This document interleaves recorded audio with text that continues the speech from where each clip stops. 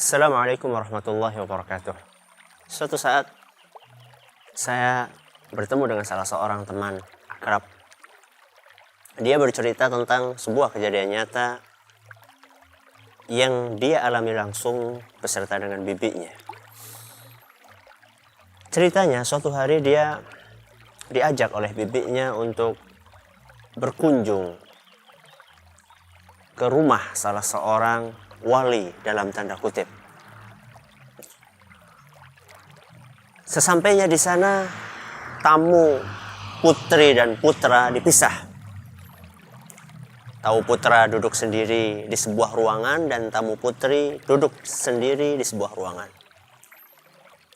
Sehingga teman saya ini nggak tahu apa yang terjadi di dalam ruangan putri dan bibi dia juga nggak tahu apa yang terjadi di ruangan putra. Setelah selesai kunjungan tersebut, teman saya bertanya kepada sang bibi. Kata teman saya, "Bi, apa tadi yang dilihat di tempatnya sang wali?" Kata bibinya, "Masya Allah, nak, ketika kami masuk ke ruangan itu, ternyata di ruangan itu sudah ada sang wali. Sudah ada sang wali di situ, yang wali tersebut, maaf, tidak memakai selembar benang pun di atas tubuhnya, alias telanjang bulat." "Terus bagaimana, Bi?" kata teman saya. "Ya, kami semuanya duduk, ibu-ibu di situ duduk mengelilingi wali telanjang tadi. Kemudian si wali tersebut memanggil salah satu pembantunya, minta diambilkan rokok. Akhirnya diambil satu batang rokok, kemudian dinyalakan, dihisap sekali, dihisap 2 kali, baru dihisapan 2 kali, rokok tersebut dibuang sama wali tersebut ke atas lantai. Ketika dibuang di atas lantai, apa yang terjadi? Yang terjadi adalah seluruh hadirat, ibu-ibu yang ada di situ, mereka bergegas untuk memperebutkan harta karun puntung rokok sang wali tersebut. Dari sekian puluh ibu-ibu, ada satu ibu yang beruntung dalam tanda kutip mendapatkan puntung rokok itu. Apa kemudian kelanjutannya? Si ibu membawa sang bayi di dalam pangkuannya yang mungkin baru umur sekian tahun. Dan bayi itu oleh sang ibu diperintahkan untuk menghisap puntung rokok dari sang wali itu. Dengan tujuan ketika ditanya supaya apa?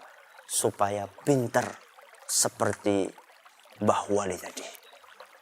Subhanallah, kaum muslimin dan kaum muslimat yang kami hormati.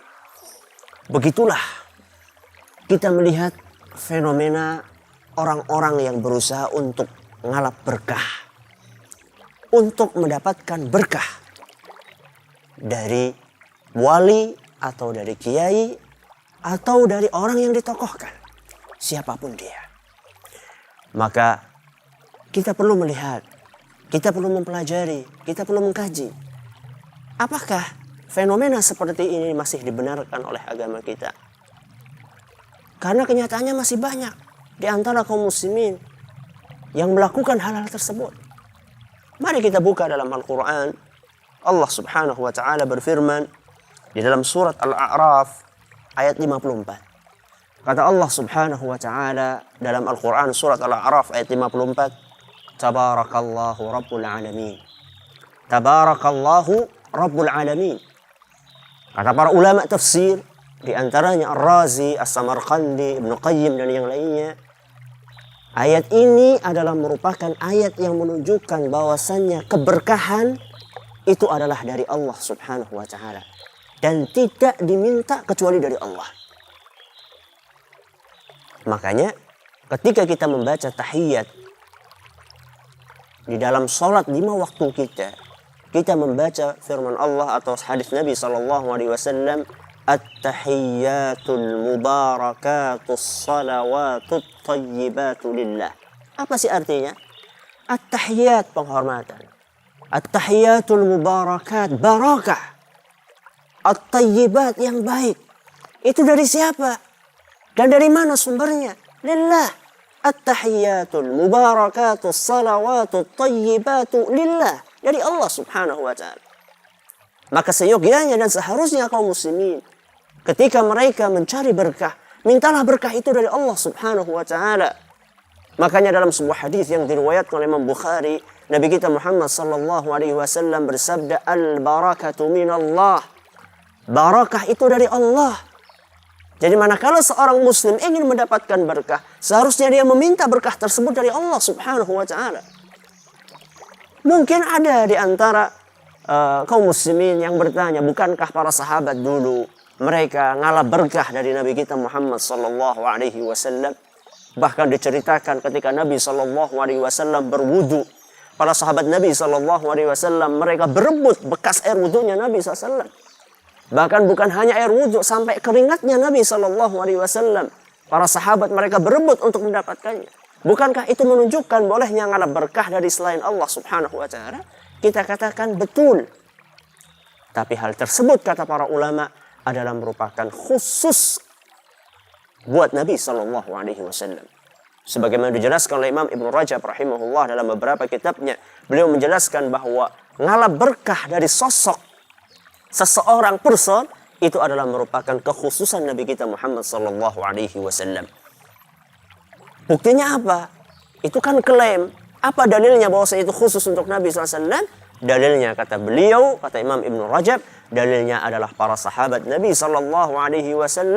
Mereka tidak ngalap berkah kepada selain Nabi SAW. Makanya setelah wafatnya Nabi SAW, para sahabat tidak ada yang ngalap berkah dari Abu Bakar radhiyallahu anhu, manusia yang paling istimewa sesudah para nabi dan Nabi kita Muhammad sallallahu alaihi wasallam. Dan juga para tabi'in, ya.